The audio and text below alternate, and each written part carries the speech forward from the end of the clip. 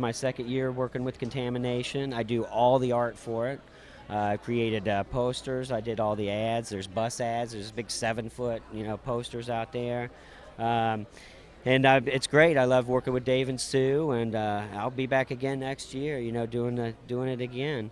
This year I went with a kind of a space theme, and the person on it is my sister from another mister, Stacy Dixon. She's the model for that, and yeah, we just did things a little different this year, and just we definitely pushed the space theme this year. So what are your inspirations for your posters? Oh, the work itself. I'm lucky to be where I get to pick what I want to do.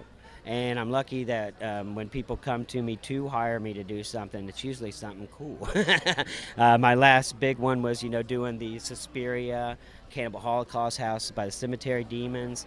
I got to do, a show I was actually in the room with Chiller out in New Jersey, with Bava, the director, and all of us hanging out all weekend. Bobby Rhodes, Tony the Pimp was there, and Greta Greta. I mean, it's awesome stuff. So I'm real lucky and I'm real grateful, and I just want to keep on doing it till the wheels fall off.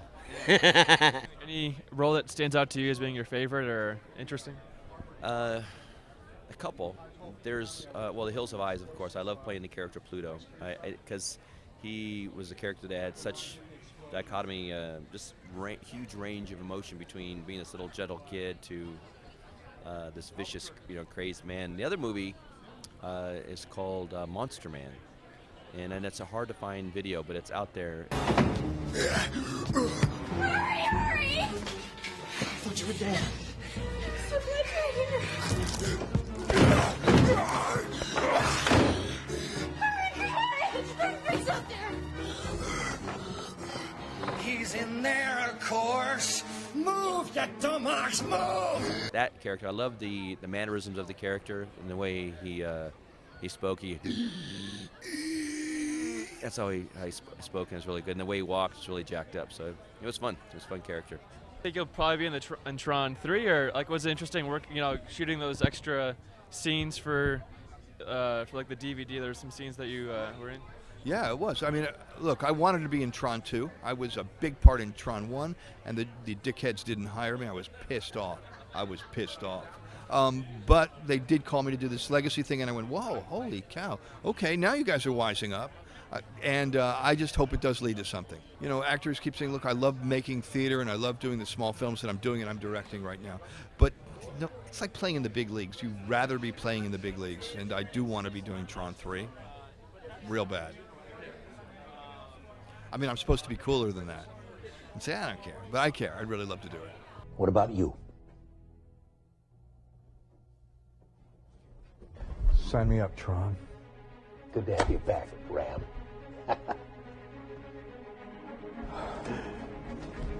One thing. Why do you think Flynn gave you the cool nickname?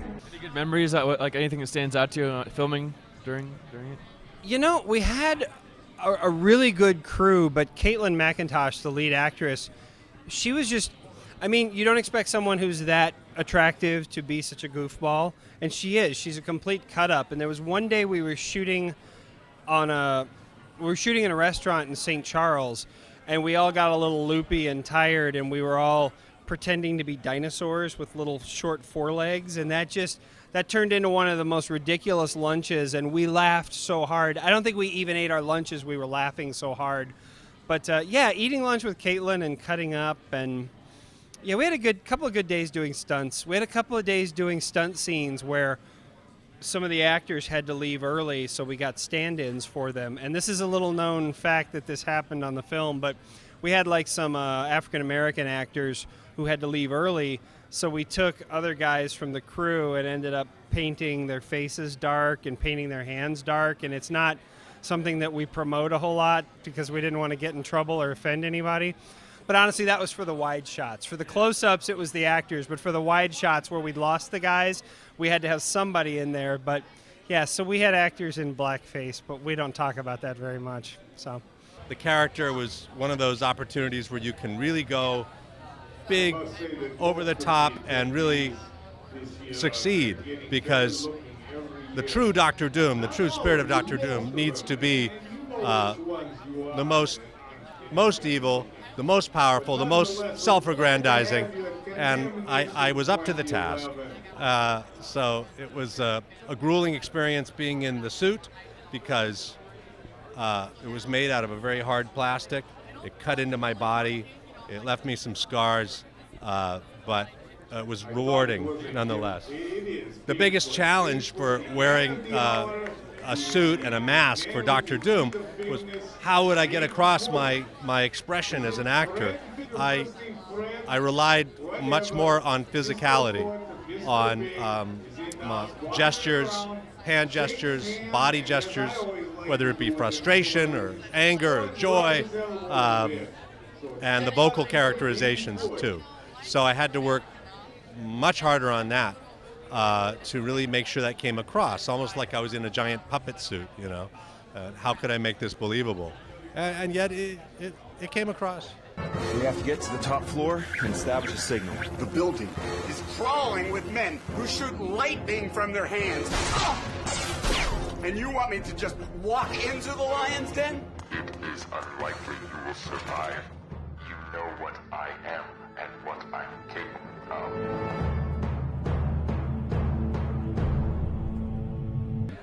I had auditioned actually for another role, and whatever it was, I can't remember. But it was I didn't get it. But they said, "Mark, would you like to do this zombie character that is used in experiments with Dr. Logan's character, who is played by Richard Liberty?" And I said, "Sure, that'd be great."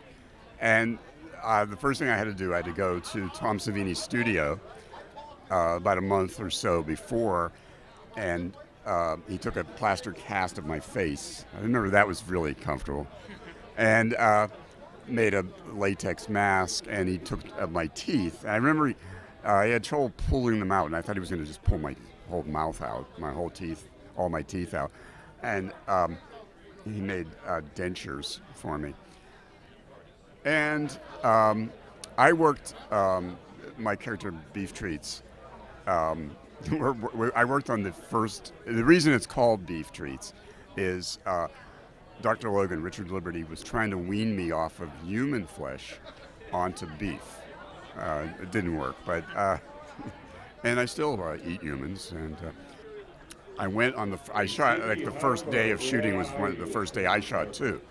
And we worked like a 14-hour day. They had spent about 2.5 hours doing my makeup, and it was Howard Berger, Mike Trisick, Greg Nicotero, and Tom Savini, and all these guys are now famous, and in the special effects field, and of course K&B. They were interns of Tom Savini at that time, but they went on to do their own. Well, they spent all this time on my makeup, and it was really very, very detailed. And we shot all day. It was very late. I came back to with the makeup on to the special effects room after shooting, and they were gone. And I had no idea I didn't know how to take the makeup off, and